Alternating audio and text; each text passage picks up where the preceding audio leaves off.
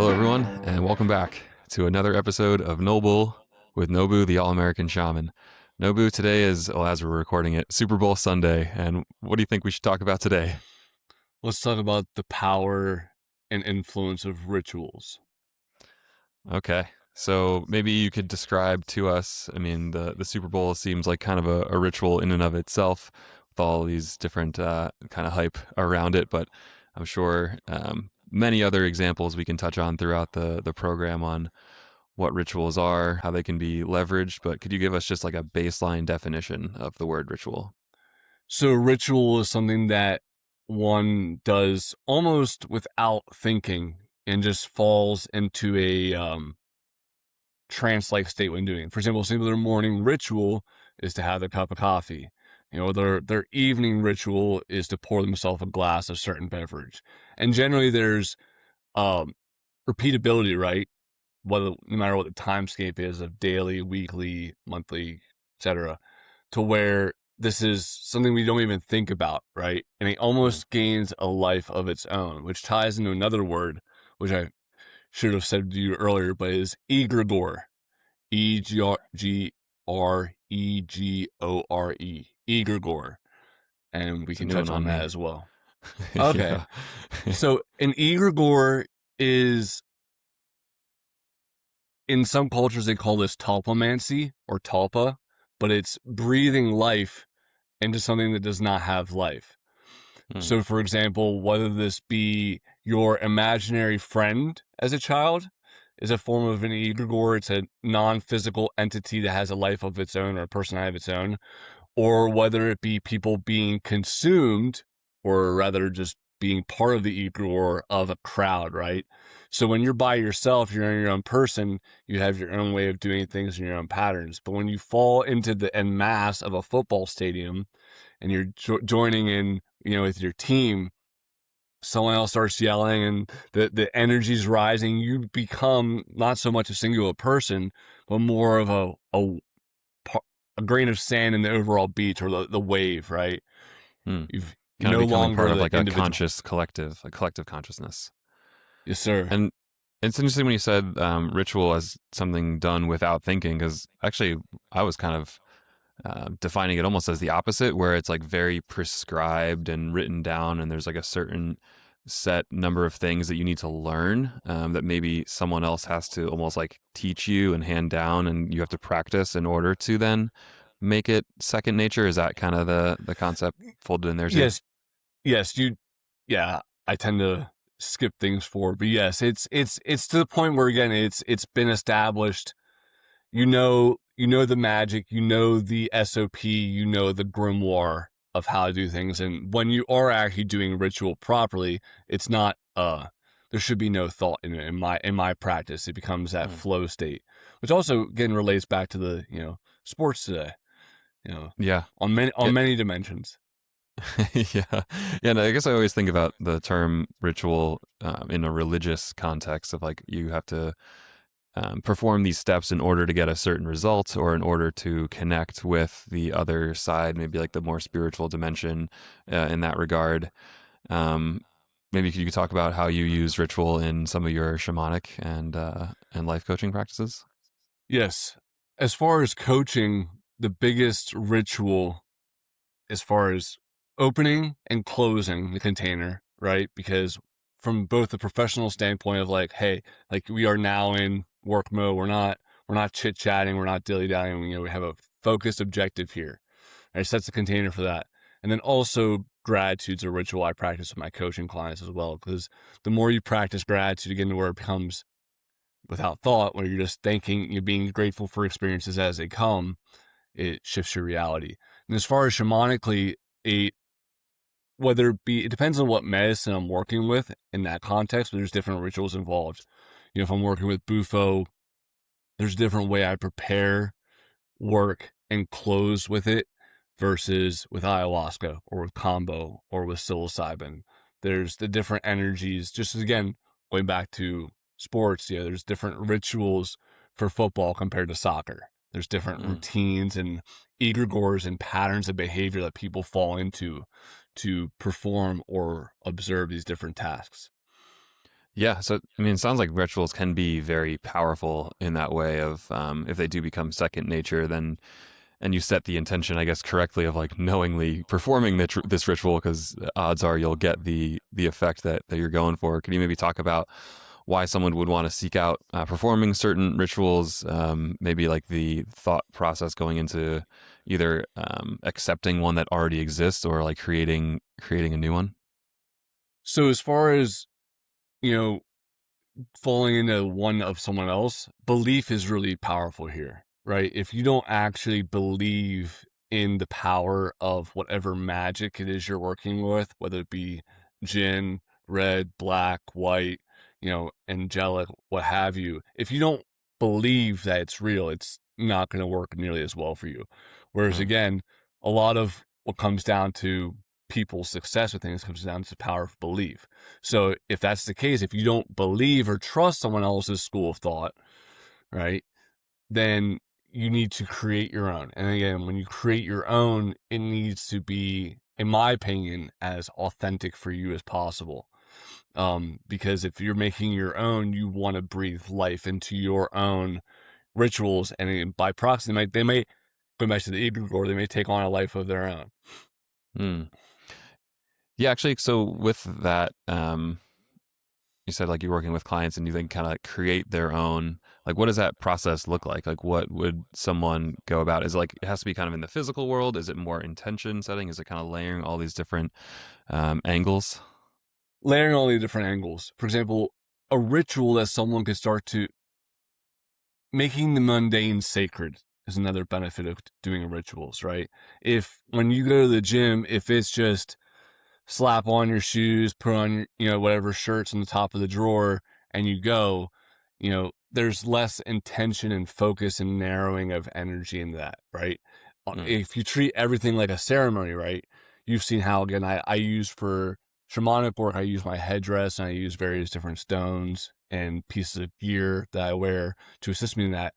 The same way a working dog, when they have their regular collar on, they'll play with you. But the same dog, once we put its harness on, the mm, mindset shifts, right?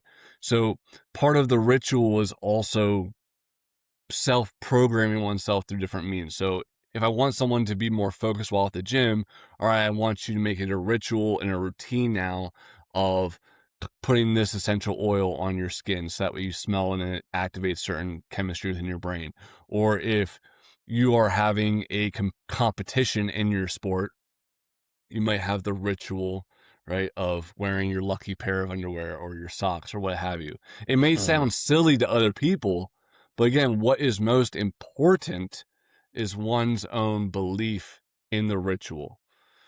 Right. It seems like it's almost like a mechanism with which to become more present as you're about to go about a goal or like an action or a behavior. It's like, okay, here's these things that I will do. I'll put my mind on performing these tasks, and that will kind of center me, bring me into focus, and then put me on a chain of events that will then lead into me like either competing or performing to the highest level of my capability. Is that how you see it as Correct. well? Yeah. That is a very good three-dimensional way of distilling it, which again, people from that lens will say, well, yeah, like, no, but you're just describing having in Marine Corps, it's, pre-combat checks. Okay, do you have all your magazines? Do you have your eye pro? Do you have your ear pro, etc.? But again, energetically as well, this all funnels your state of consciousness, like you said, down into a more narrowed spectrum, which is going to achieve greater results. Because if every time you conduct magic, if you're always doing different things or you have different even attire, again, affects all the energetics at play. One of the reasons why I like to keep my wardrobe very simple is because I know that's not a factor in my experience of variables. Again, or consuming the same food all the time is isolating variables. So with magic, if you're working with a certain stone or the certain entity, or you have this certain, you know, school of magic that you adhere to, it's important that you stay consistent so that way you can, again, it becomes second nature and you just do it to achieve the desired results. Yeah, yeah. It kind of sounds like because you're mentioning like the checklists, like almost like a safety mechanism to make sure that you do all the things that you need to do to be prepared for this thing. And, Mhm. if you're planning, like you're saying, if you have your shamanic practice and you're going to do 100 of these types of ceremonies and they all require the baseline of this, like just get that formula down, and then the ritual can incorporate all of Mhm. those necessary elements and then perhaps allow you to build on it for the specific client that you're working with. And then also I like the kind of parallel with like decision fatigue, like you're mentioning wearing the same clothes every day or whatever, just removes that need for you to put energy toward making that other decision. So like kind of simplifying the equation a little bit. And as you're talking through, like on behaviors and especially with sports and things like that, routines and superstitions maybe can seemingly have a gray or like a narrow boundary between the two. Could you talk about maybe what your definition of superstition is, and if that comes into play here, or if there's a line that gets crossed one way or the other? I think that multiple things can be true at once. So whether it's superstitious for people to believe that if they do this thing every time with their baseball bat before they go up to hit, again, it's all in their perception. That's ultimately what matters most, right? Some Okay. people will tell you that it's woo woo and it's nonsense to visualize or to affirm different things, but other people, that's their everything, right? Right. Dr. Joe Dispenza is a huge proponent of affirmations and of Tony Robbins as well, the minding the power of the speech. Whereas other Right. Right. people, like you and I were talking about Alex Hormozy, he kind of just he's like it's useless. Just do the work. But again, everyone's different, in terms of how they approach things. I think what ultimately a lot of people need is having the removal of the extraneous, so that way they can get to the thick of things. And that's also again why ritual can be applied to not just in a magic or shamanic context, but everything. Yeah. Yeah, actually, could you maybe talk through a couple examples, like where you see people benefiting from applying a ritual, like whether it be in more spiritual or just like practical day by day applications? People who are seeking to change how their body is, whether that be what they're eating or their output. A lot of people mindlessly eat. So if you have the intention of, okay, I'm going to set out this nice plate, I'm going to light a candle, pray, give gratitude for this food that you're going to nourish. That again is a huge shift towards being mindful about what you're consuming. Um, the bedroom for people. A lot of people, like, their love life, gets dull and dim because they've just kind of gone the motions, and they don't have any sort of, again, energetic foreplay per se. Right. Again, making the mundane sacred, because the more magic we have surrounding these different things, and that can look as simple as people saying a prayer before they're going to have their session together, or roses or essential oil, but it's all a form of magic in terms of we are doing these things now in this different sets of orders in order to influence our outcomes and likelihood of success in whatever endeavor it is, whether that's consuming food mindfully in a nutritious manner, lovemaking, or trying to throw a pigskin football back and forth for hours. We are going to remove extraneous factors and add in extra good ones that make our chance of success higher. Yeah, yeah. Could you talk about maybe the other elements of maybe like spirituality that come in when you're like setting a container and things like that? You mentioned um, when you're in those like ceremony spaces, there's certain rituals that you have to go through. Like maybe what's the impact on some of these other dimensional energetics at play? So one of the biggest things is setting the container and setting the intention. So when people, for example, with psilocybin, they're going to be in the medicine for 4 to 6 hours. And if we set the intention and it's spoken aloud, and I also understand this from a three-dimensional standpoint, well, this person is setting the intention that they want to release their addiction to nicotine, right? So now, as they go throughout their journey, just like when you go up a mountain, well, why did you start climbing the mountain in the first place? You already set the intention. You put your body in XYZ axes among many different matrices, pinpointed towards a certain objective. Whereas if you just throw back the psilocybin and the medicine and you're like, fuck it, well, when all hell, when what comes, you don't know because you didn't even set that intention. Another Mm. things that are important are, saging when it comes to the magic, saging or smudging of some sort of variety. Because again, going back to our very first episode of what a shaman does, they work with spirits, which are in the air. So you'll see all over the world shamans working with, sage, palo santo, different herbs, essential oils, setting the mood in the atmosphere, right? So it's having that chemical effect on the body as well as the spiritual, which, repelling different spirits if we want to banish, if we want to cleanse, go on and on about that area of things. Yeah. So we start off saying like today is Super Bowl Sunday and that there's ritual involved in sport. Could you kind of like dissect that a little bit for us as far as how that comes into play? Yes. So that's more of a mass ritual, and this is where I might start shining some light. I mean, this isn't a nefarious one, but there are nefarious ones. But Mm. you have a group of people from choosing different sides and different polarities, and then there is this merging with the egregore of that team, right? Because look at how much emotion is connected to someone in their football team.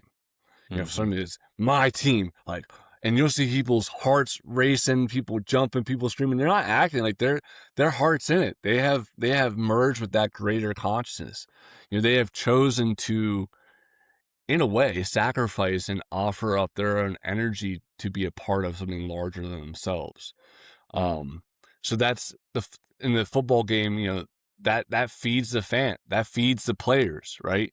It's it it's an energetic warfare in a way of, on two sides of, and it's not just about the team, it's also about everyone else who is feeding energy in and out of both the positive and the negative variety into these different structures. So again, it's a very complex ritual, but it still Yeah. gets simplified through the use of different colors, uniforms. We know who's who, we put people on different sides of things, and yeah.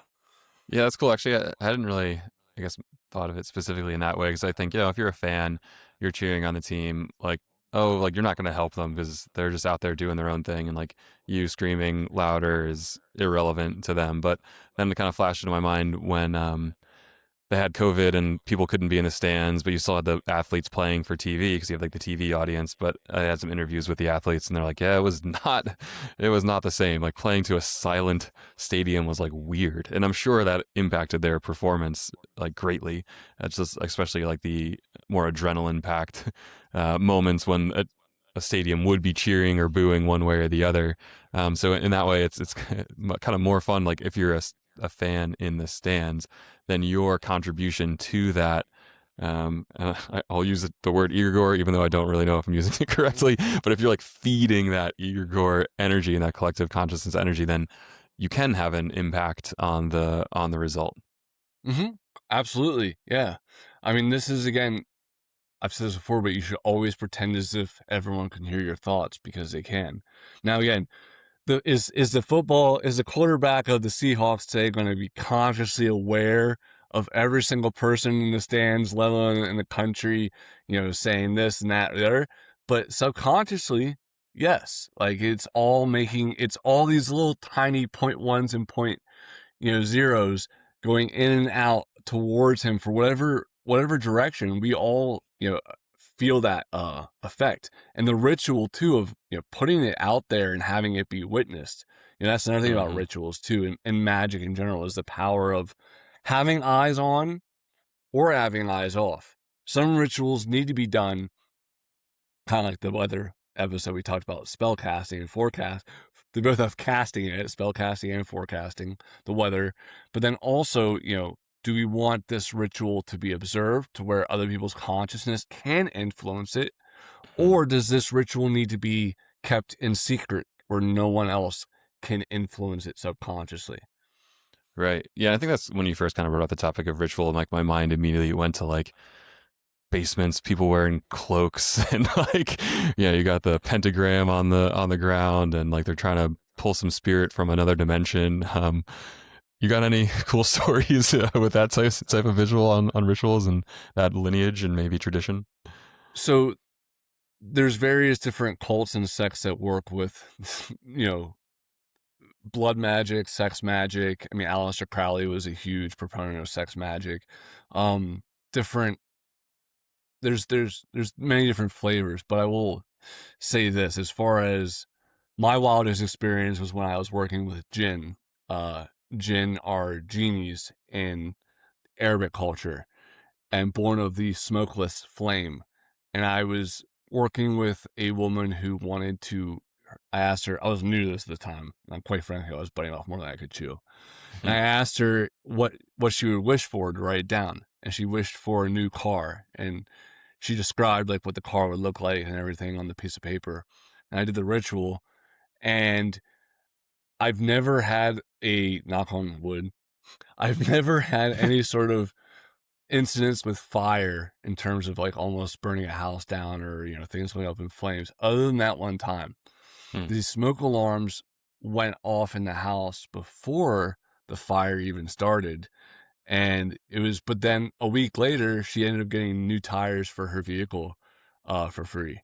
So it was like, it wasn't a whole, she didn't get a new car, but she got new tires, and that was unforeseen, you know, yeah, change in reality. But I don't work with jinn anymore, just for the record. I've learned that sometimes these different entities, you feed them attention. And again, working ritual and magic with them, it's kind of like feeding a stray dog, you know, some of these different spirits. You know, once you give them attention, they don't, and they lose that supply, they might not like it very much. So Yeah. that's a whole nother Yeah, actually, that topic. kind of brings up an interesting point in my mind. Like, if you're performing this ritual that may be from a tradition or a lineage and it's been practiced for, you know, tens, hundreds, thousands of years, who knows? Are there maybe other kind of entities tied up in these things that you may not even be aware of that you're calling into your space? Yes, 100%. 100%. And this is also why I go back to point from earlier of do your own, you know, ritual. Like make your own form. There's many paths if you want to follow someone else, but you can also create your own, right? Again, and this is also why I love shamanism, and why shamanism has, you know, stuck with me, is because it fundamentally predates the angels and demons and even the Hindu gods and all these other cultures. Because what do we know for a fact has been around here on this planet? You know, it's animals, it's life, it's creatures. You know, so going back to those primordial aspects that we can see in our three-dimensional reality, right, without convoluting them or perversing them at all through any sort of imagination or machination of our own, then it feels safer to me, and it also feels more in alignment with God, versus when people are worshiping or interacting with different demons or different entities that are perversions, right? They're mostly chimeras, like, you know, Baphomet. It's got, you know, goat horns, woman breasts, and then back to goat. You know, it's a lot of perversion of things. And it's still symbolism. It's, if people want to go that way, go that way. But me personally, I like to keep things as clean as possible, because I've also touched enough hot stoves by now. Yeah, yeah, makes sense. I mean, as far as grounded approach to things, like I do find myself interested and fascinated by like angels and demons and these different dimensional beings that are either foretold in scriptures or like described in scriptures, or like people have experiences on psychedelics and these other states of consciousness where they see these other beings. But it's almost like you don't need to seek those out to still have that connection to like higher power and magic that kind of underlies what you're seeing in your day to day and like your own experience and like animals as well. And as that train of thought was spinning in my head, it's like, okay, animals probably have a ritual that they maybe subconsciously play out when they're trying to find food. Or like if you're an herbivore animal, like you have rituals of like traveling these same trails to get to this area. Or if you're a predator, like I'm sure they have different behaviors that they go through when they're going out to find something to kill. Like, do you think that's kind of rooted, that evolutionary, the benefits of ritual have just been proven out over time, and that's kind of where the practice came from? Yeah, it's an evolutionary measure, because all beings, and not just humans, have learned that when the routine sets you free, right? Mm. You know, So that's where instinct versus innovation comes into play. Well, instinct versus intelligence, rather, because intelligence is the rate at which we can learn new things. But then animals are more instinctive, right, where they're operating primarily off of just the collective consciousness in terms of what drives them. But yeah, I Mm. mean, biggest one within the animal kingdom is the mating rituals. Look at birds, and they do dances in different species, and they've learned that over the years that by repeating this thing, that it garners a certain result. And it furthermore, we as humans are macro expressions of the plant and animal world. So like I've talked with you again before about how, people reflect different animal spirits within themselves. I mean, I can see in people's faces. Mm. And we use it in our language all the time. People call someone a bird brain, or saying like, he snorts like a hog, or just the way people conduct themselves. There is as much as we anthropomorphize animals, really we're just laughing at parts of ourselves in nature. Yeah, yeah. I could kind of go on the whole animals relating to humans and try to describe them for days and days, but it might just turn mean. I could see, maybe insulting. So maybe I'll redirect us here. So you mentioned routine sets you free, and I think when I first heard that, I was maybe like offended. I was like, oh man, it's like you're putting this kind of prison of necessary things you have to do every day. Like, where's the freedom and where's the spontaneity and all that. But I think that over time, as I've been able to incorporate more routines into my own life, and then realizing, like we kind of mentioned earlier, like removing some decisions, just removing some of the stress from needing to create like what I'm going to do next because you already have it set into place. Could you maybe talk about the like similarities, differences, like where the line's drawn of routine versus ritual? I I think honestly we could just ritual has more of the magical and ethereal elements at play, whether people are aware of it or not. Again, going back to sporting events and such, like there's definitely elements of ritual in that are there. But as far as, when someone says, what's the difference between someone waking up at 3 a.m. Every morning, cold plunging, then going to the sauna and then meditating? Like, is that their routine or is that ritual? I would say tomato, tomato. Like, ultimately, like if you want to use that word, go for it. But I like looking at it from the more ethereal, energetic standpoint, because again, I see too, going back to energetics, if someone is locking themselves in that certain stream of consciousness every day, they're just reinforcing their connection to those different states of being. Every day that they put themselves in a cold plunge in their morning routine, they're, rewinding their dopamine, they're helping their testosterone, they're tightening their skin. And this all has a variety of benefits. Maybe they're not actively saging themselves and, working with Florida water or different spirits, but it still has interdimensional effects regardless, period. Yeah. So it's almost like if you have a routine, you might as well just start thinking of it as a ritual and bringing more of that conscious awareness to its inherent power. And then it can become like any routine can almost become a ritual if you make it so. Yes, making the mundane sacred. And Mm. and the reason why, again, I say that because most people are lacking depth and breadth into their everyday activities. It's a lot more fun to go to the gym when you've, intentionally gotten yourself prepared in a certain way and there's a pattern of things, right? Hmm. There's a big difference between also, when you get ready for the first date with a woman and you get yourself all dressed up and you got, your well shaved, versus the fifth date or the 10th date where you wearing sweatpants and you're not even like well prepared. So these have multiple effects, but it's important that people keep things sacred. Otherwise you might lose it as well. Yeah. Yeah. A few things kind of went through my head on that one too. And it reminded me a little bit of the juice fasting versus plant medicine conversation where like something like Bufo or, LSD or something that really just takes you, like a rocket ship from one level of consciousness to another. Um, I feel like I have that desire sometimes as well with like my own day to day and life experience. Like, oh, I want to go fly to the other side of the world and like go see this new land and meet these new people because that's going to be like a rush, right? And like a high on the life experience and just like enjoyment and adrenaline and whatnot.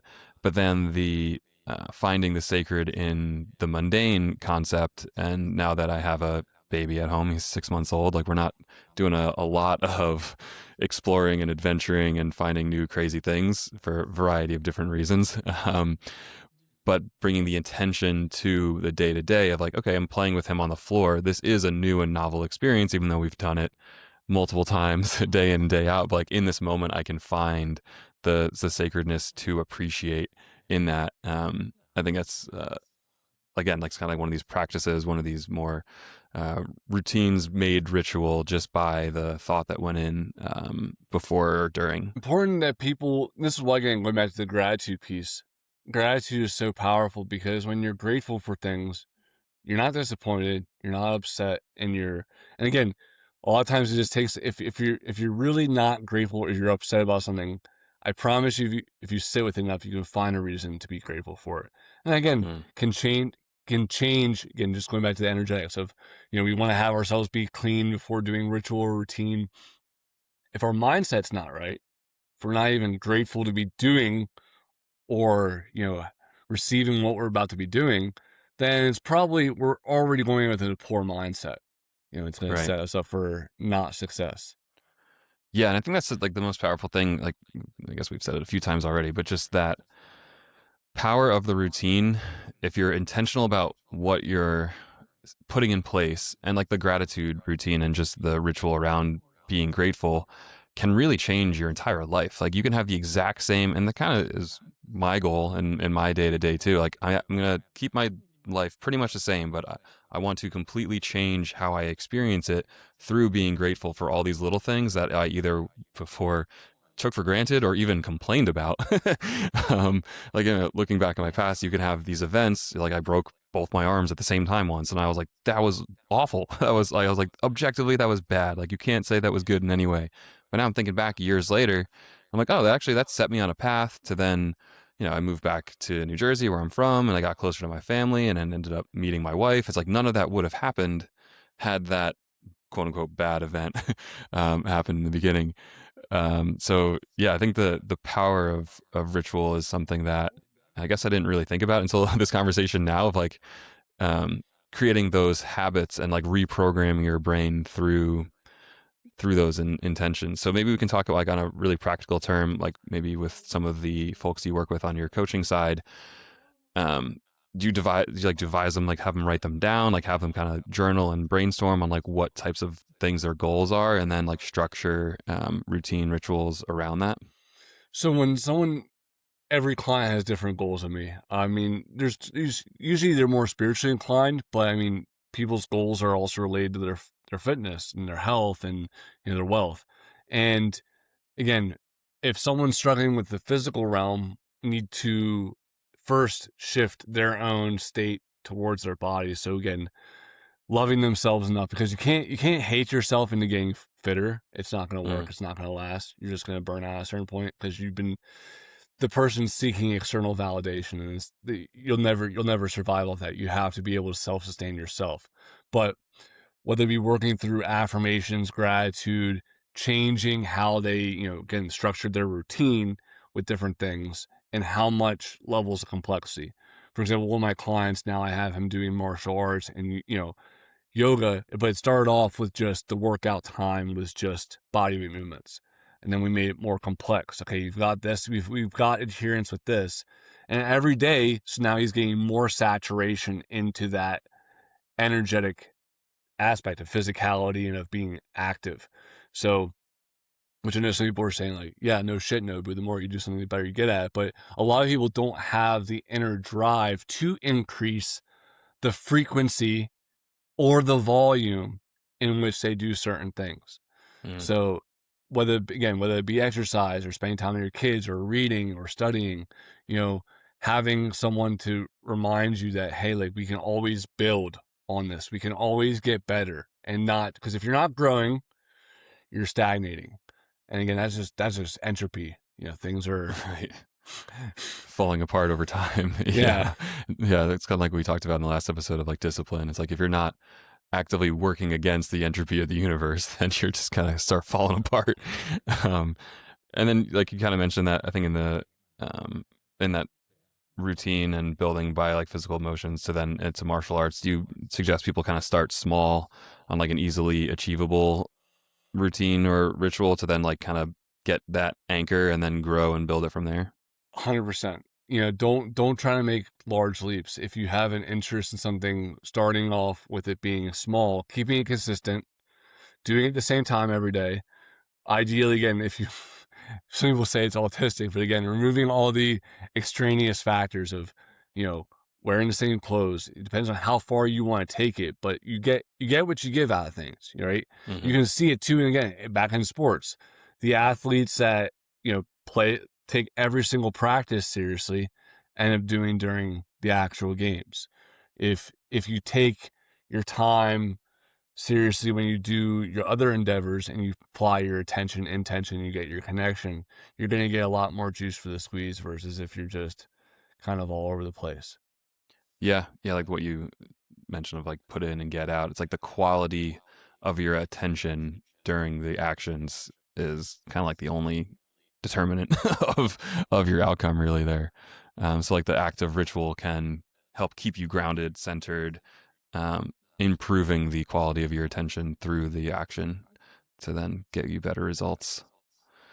Can we talk about maybe other rituals on like this mass level, like societal? Like I think about, the 9 to 5 or like going to school or like driving on highways. Like these are all kind of could be defined as rituals. You want to talk about those in general? I would say those are more, they've, egregores, they've taken on a life of their own, you know, just because, again, I would say spirit is in everything, you know, thing, just as we have the seasons, we also have the seasons. There is a season and a pattern to a highway. There is a season and a pattern to a coffee shop, right? The energetics come and go and things sway and things get green in time. This is also a good segue for a future episode of talking about morphic resonance and morphic fields, because the more one group of people is doing something, the more that's going to become ingrained in the collective subconscious mind. So again, the more people that are waking up at 9 to 5 and doing that, the more the more gravity that has, right? And even just look Mm, at how it is in real life.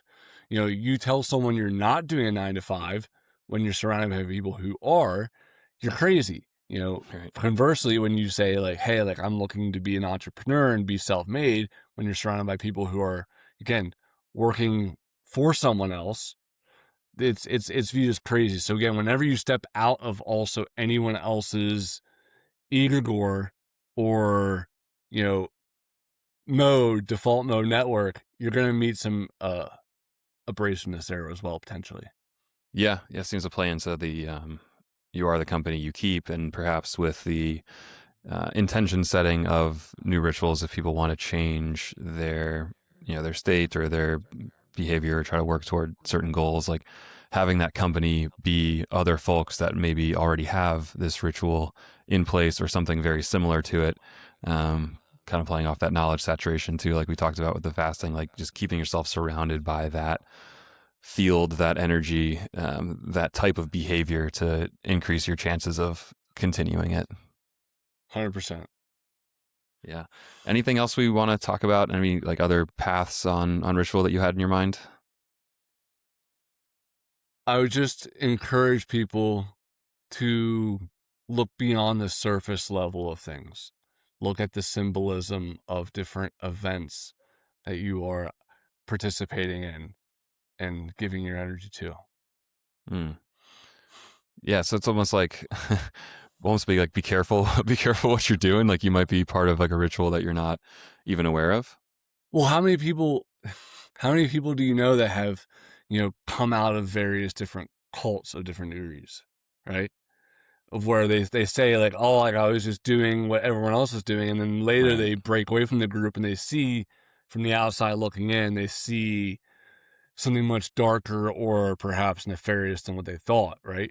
When I Yeah. was part of the collective consciousness of the United States Marine Corps, you know, one of our everyday sayings was kill. You literally shout kill at each other as a congratulatory remark upon doing something correct. Hmm. Um, And where I'm at now, I'm like, oh, well, I was really part of something. I was part of an entity that was not really in line with where I want to be, where I am now, right? Right. So you have to look at things. That's why, we go back. I constantly hit the hammer on spell casting. Look at the words, things are using, people are using. If you detect something that's off, then it probably is off. The Yeah. devil's in the details. Yeah. Yeah. And as you were saying that too, it's like, and because I don't have like a specific example like in my past, but it's like, hanging around with the wrong people or like just doing the wrong things or like engaging in these rituals that you're now as your current self or looking back at your past self and maybe judging or embarrassed or ashamed or whatnot.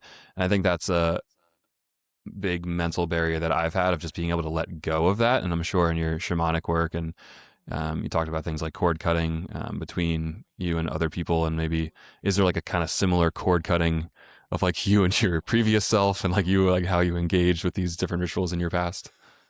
Yeah, I mean, it's really important to let go of physical objects as well. Kind of going back to the food of like, ideally, if one wants to be a frugivore or some capacity, is like you need to get rid of everything that's not in alignment with that new path. Conversely, like if someone's trying to break free of the previous selves in any way, or different groups, removing physical items that are connected. So if someone was, being plagued by different demons and they have freaking sigils printed off all over in their house, well, you might want to get rid of those first before you try to cut the ties, because you're continuing to saturate yourself with that energy, Right. right? If you're trying to, we've talked about this a lot about like the wealth mindset, right? If you're around people who have a poor mindset surrounding growth and where they want to go, then that's going to continue to, fill you up. The best thing to do is to, say no to things that aren't in alignment with, again, your paradigm. Mm-hmm. Very cool. Yeah, it's I'm definitely gonna be thinking now with everything I do is like, is this kind of like a ritual? Like, am I really aware of what I'm doing and what I'm contributing when I commit this action? Um, Very cool. Anything else you want to touch on, leave the audience with, Nobu? No, that's it. Thanks, brother. Awesome. Thank you everybody for listening, and we will see you next time. Take care.